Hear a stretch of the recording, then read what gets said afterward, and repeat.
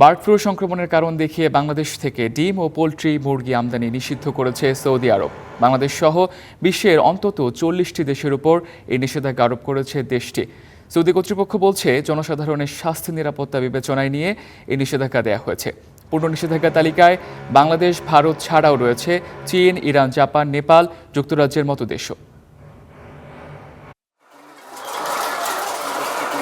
2025 সালের জুলাইয়ে জাতিসংঘের খাদ্য ও কৃষি সংস্থা FAO এর দেয়া এক প্রতিবেদনে বলা হয়েছিল, ঢাকার 80% পোলট্রি ও দেশি মুরগির বাজারে বার্ড ফ্লু ভাইরাসের সংক্রমণ পাওয়া গেছে।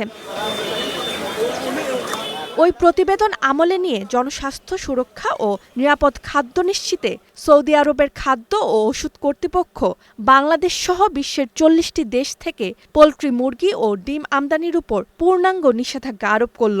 পাশাপাশি আংশিক বিধিনিষেধ আরোপ করা হয়েছে আরও 16টি দেশের উপর।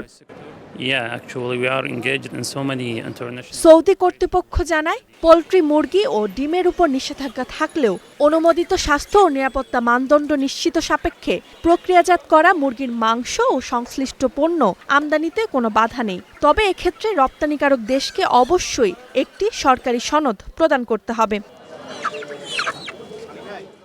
সৌদি আরব বছরে $10 কোটি ডিম আমদানি করে। সবচেয়ে বেশি ডিম আমদানি করে ওমান, নেদারল্যান্ডস, জর্ডান, তুরস্ক ও পাকিস্তান থেকে। Roksana Rimi, star news.